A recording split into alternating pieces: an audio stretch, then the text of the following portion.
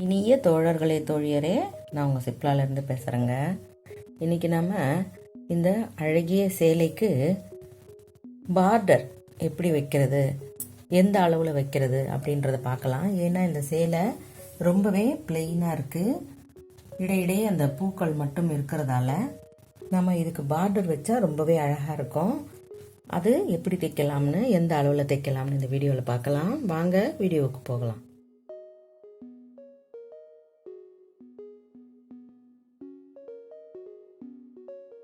நீங்கள் உங்களுக்கு பிரியப்படுற மாதிரி பார்டர் எடுத்துக்கலாம். நான் வந்து கிளாத்லேயே பார்டர் மாதிரி கொஞ்சம் தைச்சி வச்சுருக்கேன்.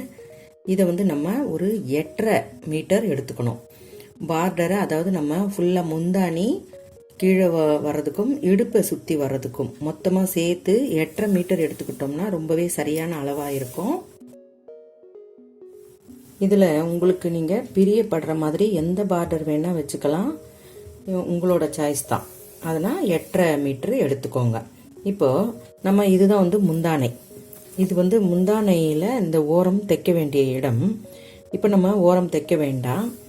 முந்தானைக்கு மேல் பாகத்தில் நம்ம அந்த கிளாத்தை எடுத்துக்கலாம். அதாவது நல்ல பக்கத்தில் முந்தானைன்னு நீங்கள் டிசைட் பண்ணுற அந்த ஒரு பக்கத்தில் மேல் பாகத்தில் 2.5 மீட்டருக்கு இந்த இடத்த நம்ம அளந்துக்கணும். இந்த லென்த்து 2.5 மீட்டர்னு அளந்துக்கிட்டு அந்த இடத்துலேருந்து நம்ம ஸ்டார்ட் பண்ண போகிறோம். அதாவது இடுப்பை சுற்றி வரக்கூடிய இடம் முந்தானையில் மேல் பாகத்தில். இப்போ இது புடவையோட அப்படியே இந்த மேல் பாகத்தில் நான் உங்களுக்கு சரியாக காட்டணுன்றதுக்காக கீழே வச்சு காட்டுறேன். இப்போ இதுதான் நம்ம முந்தானையாக எடுக்கக்கூடிய இடம். இதில் அந்த பூ டிசைன் இருக்கிறதால நம்ம இந்த பக்கத்தை பல்லு, அதாவது அந்த முந்தானையில் தொங்குற இடமா இதை வச்சுக்கலாம். இப்போ இந்த இடத்துல இது வந்து கீழே இருக்கு இல்லையா, இந்த பக்கம் மேலே இருக்குது. இந்த மேல் பாகத்தில் அந்த லென்த்தில் இருந்து நம்ம 2.5 மீட்டர் அளவுக்கு இதை அளவு வச்சுக்கிட்டு அந்த இடத்துலேருந்து நம்ம ஸ்டார்ட் பண்ண போகிறோம். நீங்கள் எந்த மாதிரியான லேஸ் எடுத்தாலுமே இந்த மாதிரி அளவு அந்த மேல் பாகத்தில் 2.5 மீட்டர் அளவுக்கு அளந்து வச்சுக்கோங்க. இப்போ நம்ம தைக்க ஆரம்பிக்கலாம்.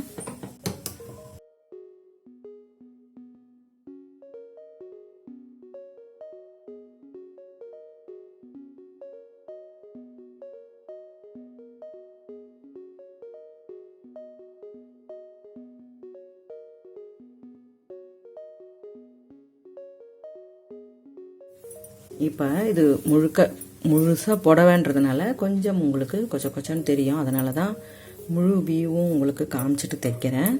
இப்போ இந்த முந்தானையோட ஓரத்துக்கு நம்ம வந்தாச்சு. மேல் பாகத்தில் தைச்ச முந்தானை ஓரத்துக்கு வந்துட்டோம். இந்த இடத்துல கார்னராக இந்த பீஸ் அப்படியே நம்ம திருப்பணும். அப்படி திருப்பும் பொழுது நீங்கள் இந்த ஓரம் இருக்கு இல்லையா, நம்ம இந்த ஓரம் தைக்காத இந்த பக்கத்தை அப்படியே இப்படி மடிச்சுக்கோங்க. வெளிப்பக்கமாக மடிக்க வேண்டாம். அதாவது நம்ம இப்போ இந்த பார்டரை வச்சு தைக்கிறதுனால இந்த பக்கம் நம்ம மடிச்சுட்டு அது மேலேயே அந்த பார்டரை வச்சுட்டோம்னா நமக்கு அந்த பீஸரும் வெளியே தெரியாது. ரொம்பவே கிராஸான பீஸ் அப்படின்ற பட்சத்தில் அதை நீங்கள் நேராக கோடு எடுத்து அதை சரியாக கட் பண்ணிவிட்டு அதுக்கப்புறமா இது மாதிரி தைங்க. இப்போ இதை இந்த கார்னரில் தைக்கும்போது சும்மா இந்த ஒரு சின்ன குச்சி மாதிரி இதில் வைக்கிறேன்.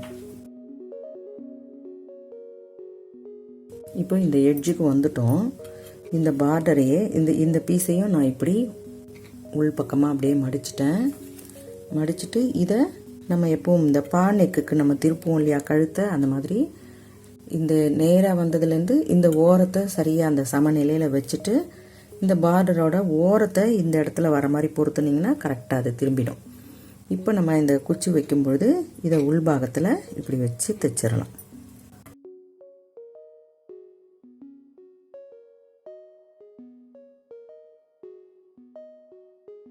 உங்களுக்கு இந்த மாதிரி தீட்டை வராமல் நைஸாக இருக்கிற சேலை, அதாவது வழுக்கிற மாதிரி சேலையாக இருந்ததுன்னா நீங்கள் முதல்லையே இந்த சேலையை இப்படி வச்சுட்டு ஒரு படிமான தையல் அதை போட்டுட்டு அது உங்களுக்கு விலகாமல் இருக்கும் இல்லையா, அதுக்கு மேலே நீங்கள் வைக்கக்கூடிய லேஸை வைக்கலாம்.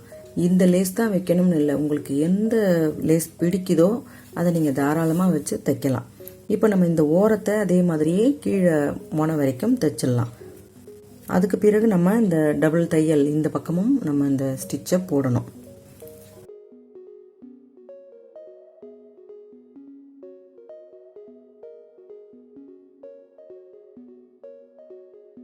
இப்போ இந்த ஓரத்தை நம்ம ஓரம்லாம் எதுவும் மடிக்க வேண்டாம். இதுவும் வந்து பிளெயினாக கரை இருக்கிற பீஸ் தானே, அப்படியே நம்ம இந்த இடத்துல இப்படி மடித்து வச்சுக்கலாம்.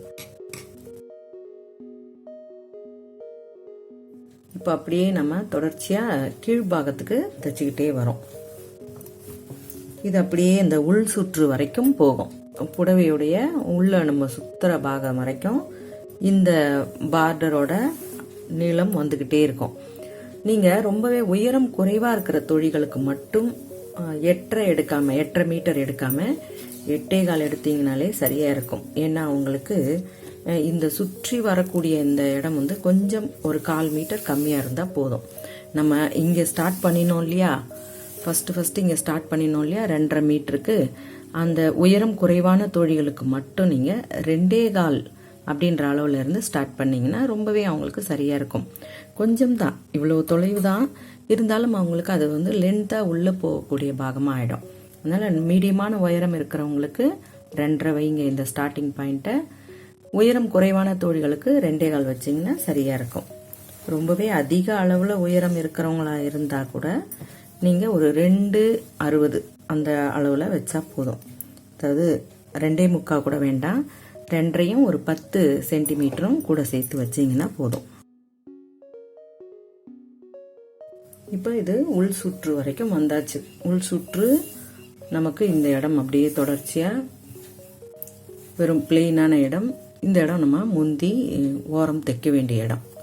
இதுதான் வந்து கீழே ஃபாலில் வர வேண்டிய இடம். இப்போ உங்களுக்கு இந்த அளவுக்கு இந்த கேப் வந்து ஒரு 1/2 மீட்டர் அளவுக்கு இந்த உள் சுற்றுல இடம் இருக்குது. அவ்வளவுதான் நமக்கு தேவை. அதுக்கு பிறகு இதெல்லாமே வந்து பின் சுற்றுல உங்களுக்கு சரியான ஒரு பார்டராக இருக்கும். இப்போ இந்த பார்டரையே நம்ம இந்த பக்கம் தைக்கிறதுக்கு மாற்றி தைக்கலாம். இன்னொரு சின்ன ஐடியா உங்களுக்கு சொல்கிறேன். இந்த மாதிரி பிளெயினாக நீங்கள் சேலை எடுக்கும் பொழுது பார்டர் வைக்கிறதுக்காக ஒரு கிளாத்தை நீங்கள் சூஸ் பண்ணிங்கன்னா அதே கிளாத்லேயே வந்து ப்ளவுஸும் எடுத்துக்கோங்க. ப்ளவுஸ் அப்படியே எடுத்துக்கிட்டிங்கன்னா உங்களுக்கு ரொம்பவே சூட்டபுளாக இருக்கும். நல்ல அந்த இதோட பார்டருக்கு தகுந்த மாதிரி அந்த ப்ளவுஸ் இருக்கிறதால நீங்கள் தனியாக தான் பார்டர் வச்சிங்க அப்படின்றதே தெரியாமல் இருக்கும். இப்போ உங்களுக்கு இன்னமும் தேவைப்பட்டா, இன்னமும் கிராண்டாக வேணும் அப்படின்னு நினச்சிங்கன்னா இந்த பார்டரோட நம்ம இந்த எட்ஜில் தையல் போட்டுக்கிட்டே வரோம் இல்லையா, அந்த இடத்துல கூட நீங்கள் நல்ல மெல்லிய லேஸ் இருக்கும் இல்லையா, அந்த லேஸை கூட வச்சிங்கன்னா இன்னமும் கிராண்டாக ஆகிடும்.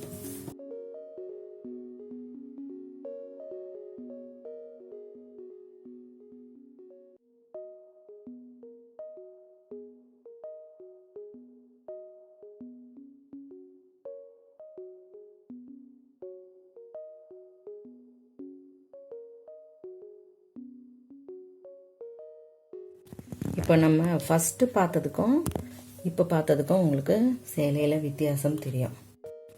ரொம்பவே கிராண்டாக இருக்குது பாருங்கள்.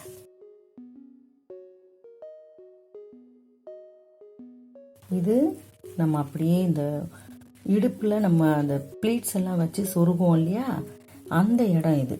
இதெல்லாம் வந்து நமக்கு ப்ளீட்ஸ் வைக்கிறதுனால அதெல்லாம் பார்டர் வர வேண்டாம். அதனால தான் இந்த அளவு உங்களுக்கு இந்த ஸ்டார்டிங் பாயிண்ட் இந்த முந்தானையோட மேல் பக்கத்தில் இருந்து இந்த அளவு தான் நான் சொன்ன அந்த 2.5 மீட்டருங்கிற அளவு. இதை நல்லா ஞாபகம் வச்சுட்டு அழகாக நீங்கள் தைச்சு சாதாரண ஒரு சேலையை கூட ரொம்பவே கிராண்டாக ஆக்குங்க. அந்த நம்ம வைக்கக்கூடிய அளவுலேயே அதே கலர்லேயே அதே கிளாத்லேயே நீங்கள் இந்த மாதிரி ஒரு ப்ளவுஸ் 1 மீட்டருக்கு நான் எடுத்திருக்கேன். இதையும் வச்சு தைக்கும் பொழுது இது நல்லாவே பொருத்தமாக இருக்கும். உங்களுக்கு பிடிச்சிருக்கா? இந்த வீடியோ பிடிச்சிருந்தா லைக் கொடுங்க, கமெண்ட் கொடுங்க, ஷேர் பண்ணி சப்ஸ்கிரைப் பண்ணுங்கள். பெல் ஐக்கான் அழுத்துனீங்கன்னா நான் போடுற வீடியோஸ் உங்களுக்கு தொடர்ச்சியாக கிடைக்கும். மிக்க நன்றி. வணக்கம்.